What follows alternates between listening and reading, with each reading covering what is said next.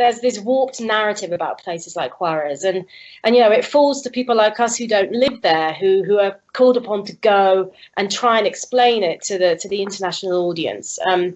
So both consciously and unconsciously, we've been taught that Juarez is so many things, like it's barbaric and it's chaotic and it's drug infused and it's chaotic, but it's controlled by cartels and all of these impressions that we have about a place before we get there. And it's also what academics called Orientalism, as it relates to the people who live in these places, which are that they are, uncivilized. So before we even start the story, it's kind of pervaded with all these ideas, and that impacts who we speak to, how we prepare ourselves before we go, what the expectations that our editors have of us and what we're going to be doing there.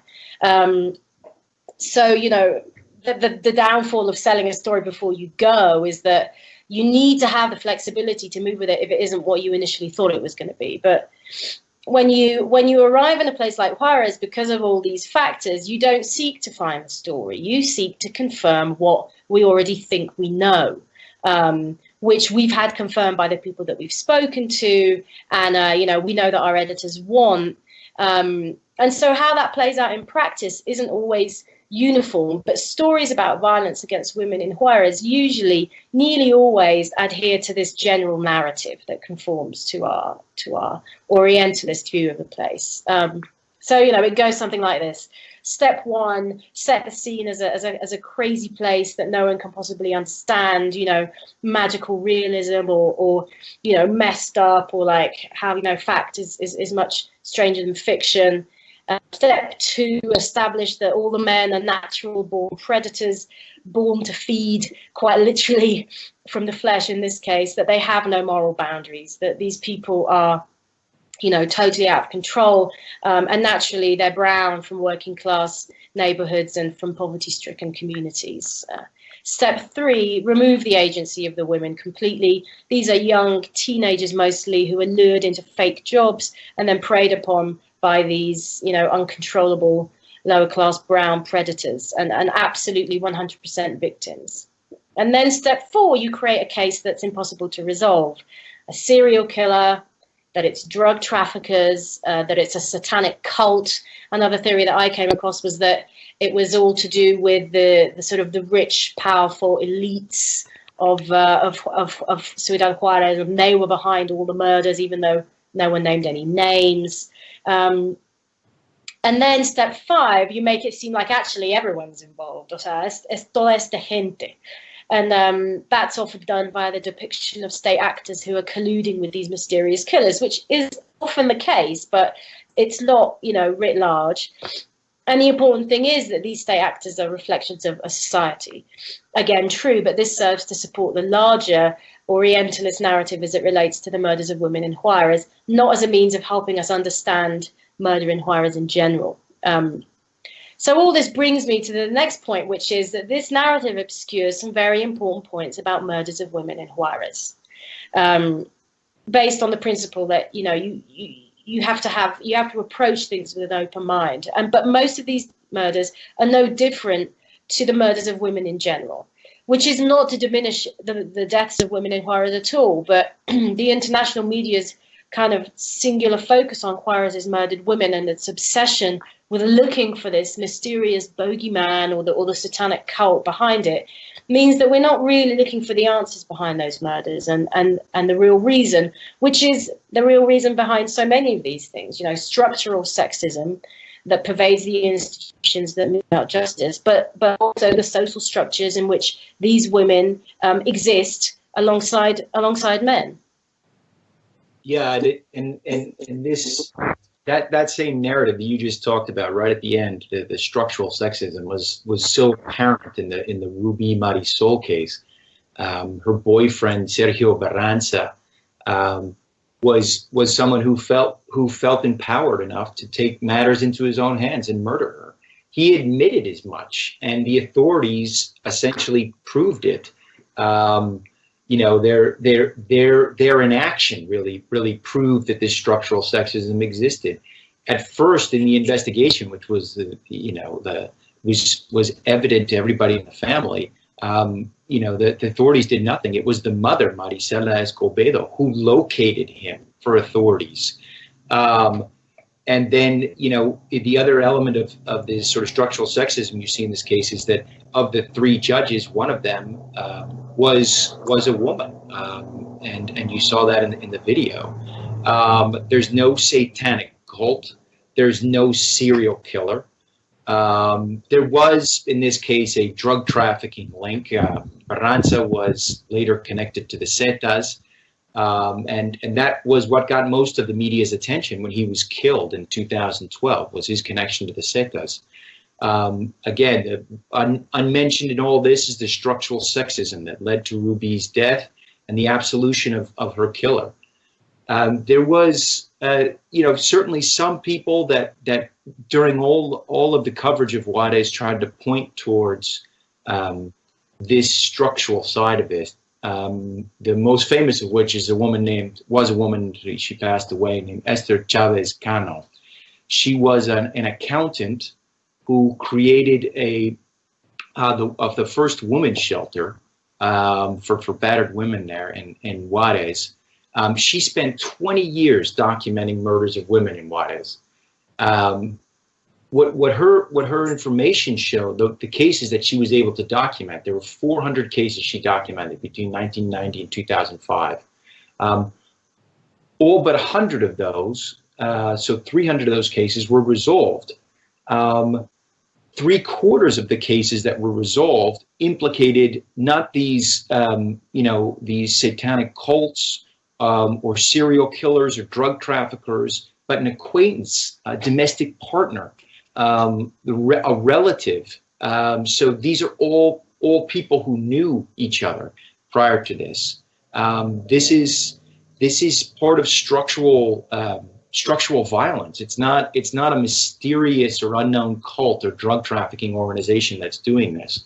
I think in the media we have a problem with this idea of structural violence. We have a hard time talking about it. We like things to conform to our preconceived notions.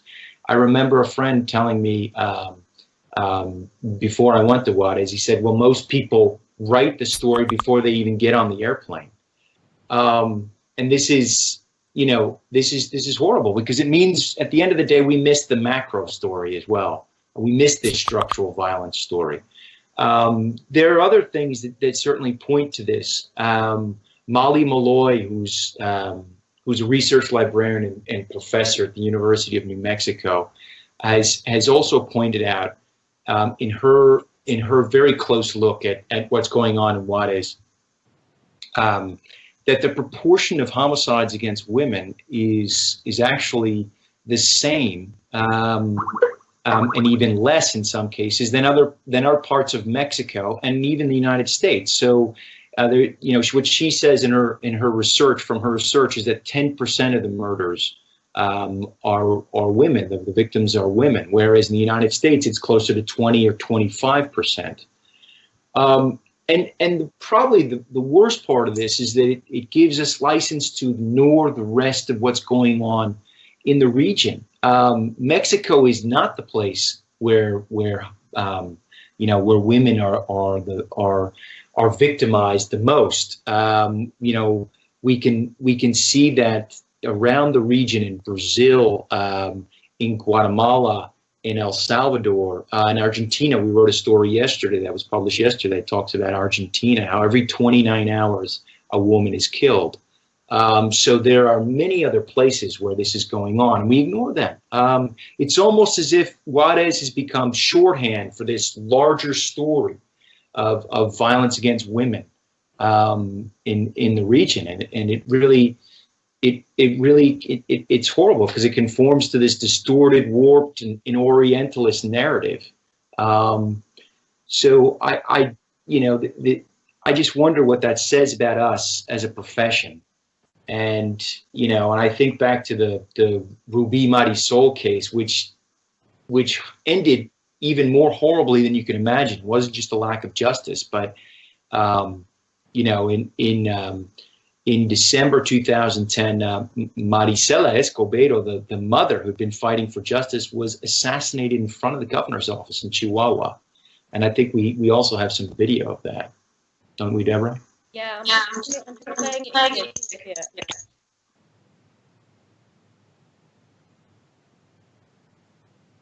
So you can see how she chased the road. He's shot dead there. Assassinated. Yeah.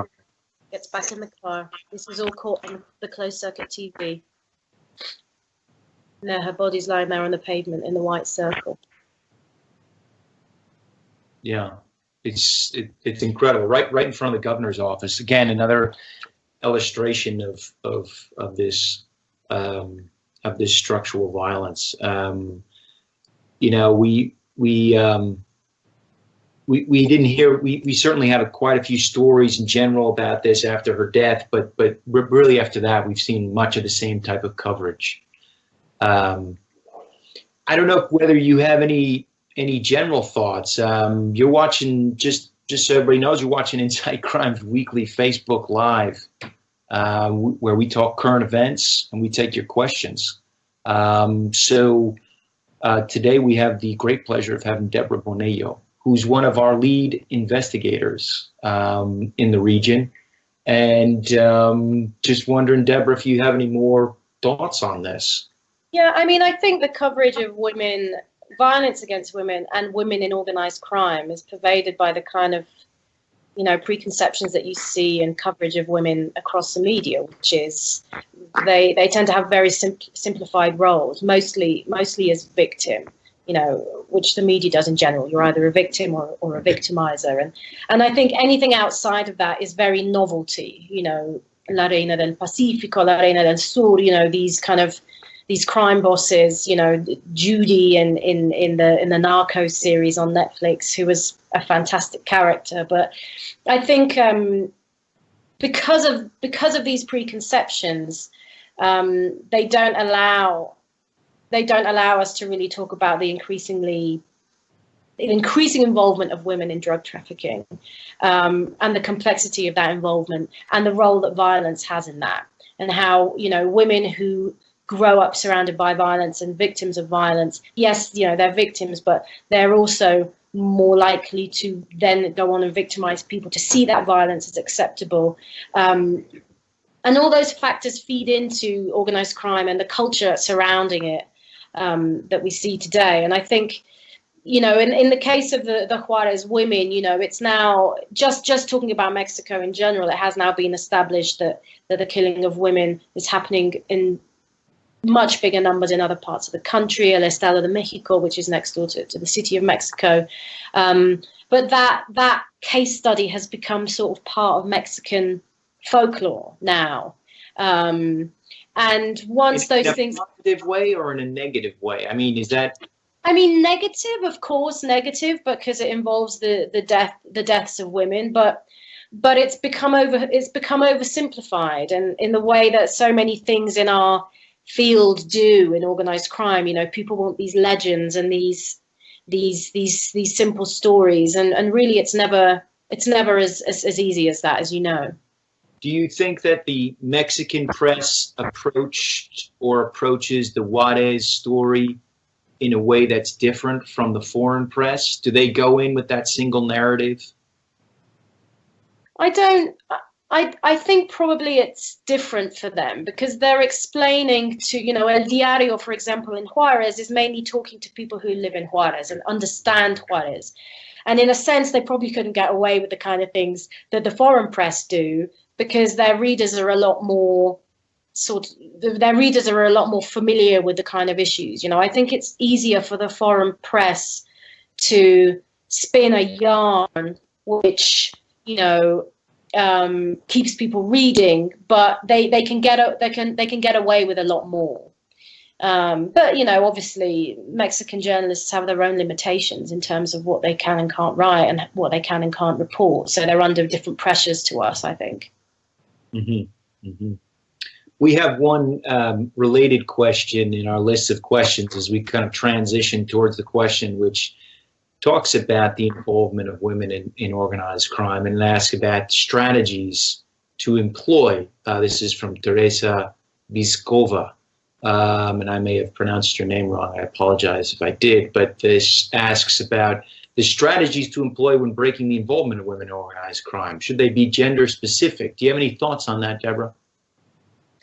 I don't know. I mean, most of the women that I've spoken to who've worked in organized crime have been women in jail for moving very small amounts of drugs across the country. You know, in Sinaloa, I went into the women's jail there, and, you know, they don't represent the brains of the operation by any means. But then again, neither do the majority of men in prison in Mexico either. So, I mean, I don't know whether those things can be gender specific in the sense that it's not about just dealing with the women in organized crime and just dealing with the men. And the same goes for violence. You know, you need to change a culture in which both of those genders are key actors. So, you know, to pull women, I mean, the women I've spoken to, like I say, the mules, to kind of break their role or to break their involvement, you need to pull them out of poverty. You need to stop making them the victims of machismo. I mean, there are so many things you need to do that aren't even connected to organized crime that, you know, it's kind of like you have to start right from the bottom. And again, it's not something that just should be aimed at one gender or the other. Mm-hmm. Mm-hmm. What do you think, Steve? I'm not sure how constructive that would be. Yeah, I think that there are definitely different factors here. I think we need to consider the way that the nuclear family has evolved or not. I think that women getting involved in crime carries with it perhaps even higher costs than men, in the sense that when we are seeing now increasingly high incarceration rates for women around the region, in part for demographic reasons, maybe because it's just there are sort of strategic reasons for women to become more involved in these activities, and in part because of the way that the legal codes in these countries are allowing for this mass incarceration of these lower level offenders. But this has a huge impact on the families because, you know, these are very often single mothers. So this is something I think we don't have our hands around yet, because we're just seeing this spike in the number of women incarcerated. And my sense is that there is something to the idea of being gender specific about the approach, but I don't think we have enough information yet to fully understand it. I don't even think we have enough information to understand the best way to push towards rehabilitation in men, much less understand how we would do it with women specifically. But I do think that there is something different, and I think that there are often even greater social costs over the long haul of incarcerating women en masse. Sorry, go ahead. Go ahead, move on. No, I wanted to sort of transition a little bit because we have so many questions and so little time. We've got a lot of questions about Honduras. There has been a flood of news out of Honduras, not surprisingly, this week, and really it revolves around the central issue that we have covered for months, which is this idea of elites and organized crime. To what extent we can connect political and economic elites to the activities of organized crime figures. And what we've seen is a flood of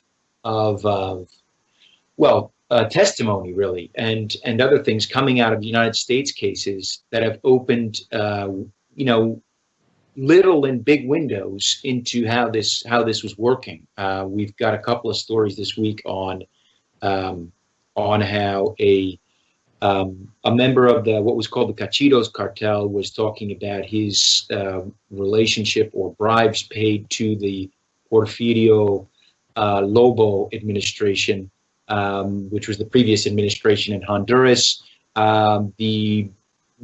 We've got another story today talking about the contracts that the state government contracts, construction contracts that the Cachitos had won during the Lobo administration and pulling out the investigative threads there. And we've got a couple of questions, and one has to do with whether or not we think that Lobo himself, the former president, will be extradited. It's very hard to say. I can say that in our experience, accusing, first of all, accusing even an ex-president is very difficult, and takes a lot of political will, even on the United States side.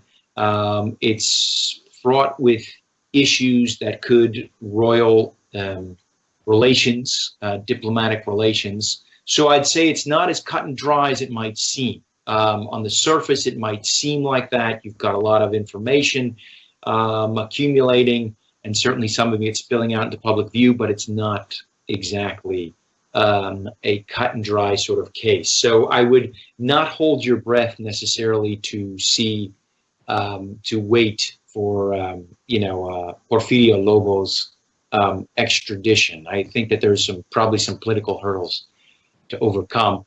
Deborah, I don't know if in your experience you have seen, in some of the countries you've covered, high-level people be charged in foreign countries like the U.S. Or other countries, and have seen them actually extradited. I cannot think of too many cases. In terms of government officials rather than high-ranking cartel members, right? Yes, exactly. Now we're moving into sort of the political elite. How many cases? I can think of maybe a handful of cases perhaps where you have seen this play out. Oh, very few. Yeah, I think my perception is that this is often a Herculean political task. I don't know whether you think this is a judicial question or a political question. I think justice always follows politics, don't you? Especially in Latin America. I mean, with the latest indictment of the extradition request for Baldetti as well in Guatemala, it'll be very interesting to see how that pans out. But right. I think politics always takes the lead in these things. And we've got another question about ex-president Rafael Callejas, and another question which has to do with justice. Do we think justice will be served in this? Well, again, these are questions. If I'm not mistaken, he's connected to the FIFA case. And please correct me on Facebook if I'm wrong on that. But he is just, it is just very hard. Corruption cases are very hard to prove. Money laundering cases are very hard to prove. Drug trafficking cases are often easier to prove, because you have access to many more witnesses, perhaps physical evidence and other factors that play into this. But I have not seen, again, it would not surprise me if some of these cases, these corruption cases, the FIFA cases, money laundering cases against the Rosenthal family, and other cases, either the sentences were greatly downgraded, or the plea bargain deals were greatly downgraded, so you get minimum number of years in prison or even fines, or the cases themselves are dismissed. These are incredibly hard cases to make, and we don't have a lot of precedent for these types of cases.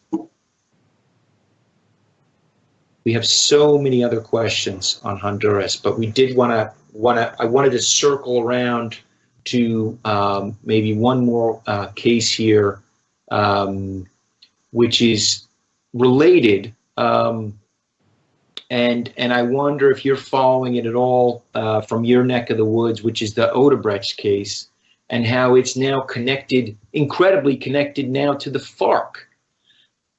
So we got the Odebrecht case, which naturally connected to your political elites and certainly corruption, writ large. But now we've got it connected to a criminal group. I wondered if you had any reactions on that. We got a question from Maris. He's come back again now. Maris, welcome back. I think this is your third or fourth time with us. Do you have any thoughts on that? Is that something that surprises you?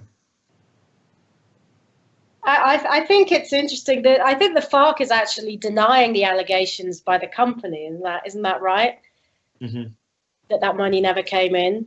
I mean, I think it's very interesting. It kind of, if they were getting that amount of money on that case, I mean, what was it? Sort of over $1 million a year, I think.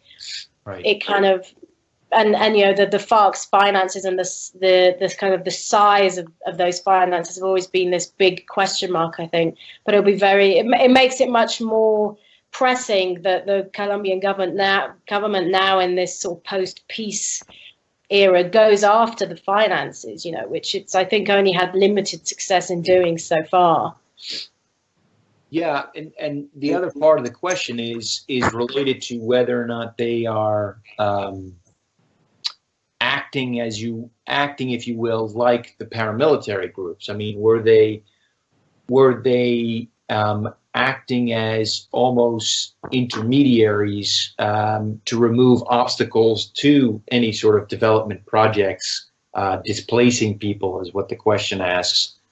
All the indications that I have is that this would be a very strange way for the FARC to act. The only case in which I have, cases in which I've seen the FARC move people were related in some way to some connection with their rival group, the paramilitaries, or there was some talk of the FARC moving, this was some years ago now, we're talking about 2012, moving people to sort of favorable people to areas where they were promoting the cultivation of coca. This was just local lore.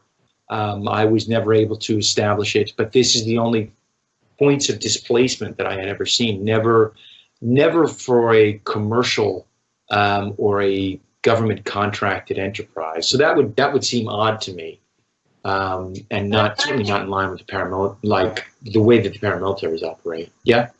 There's also a question over how, I mean, perhaps not in the case of this company, but how voluntary that financing is.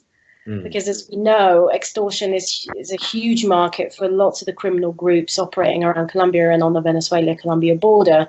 And a lot of that money comes in, a lot of that financing comes in from individuals and companies that don't really have much choice in the matter. So I think there's also a big difference between those two things. Mm-hmm. Yeah, no, I agree. And we it's very hard to tell. And it's not just in this case, but all the way to the corner store, or you're thinking about other, often, you have mayors who are connected to criminal groups, not just the FARC, and it's very often hard to discern whether or not they're forced into that or they're willingly participating in it. So it's an incredibly difficult thing to discern. I'm just going to move to one last question here, last question of the day, which is about El Salvador. Rodrigo Contreras asks us, is there any evidence of increasing participation of militias combating Maras in El Salvador? Deborah, have you seen any notion of militias, right-wing groups, civilian-led groups? In El Salvador, I haven't been watching El Salvador recently, but yeah, I can say that Rodrigo, what we have seen is mostly we have seen sporadic reports coming out of El Faro mostly, and the local press, La Prensa Gráfica mostly, about civilians organizing to defend specific geographic spaces. So neighborhoods, not reaching the levels that we saw, for example, in Mexico and Michoacan, where they tried to strategically control entire towns and things, sort of population sizes that were much greater. We've seen this sort of very contained, and it's very hard to say at this stage what relationship they have, if any, with the security forces. There is the belief that there could be some connection there, and it might vary.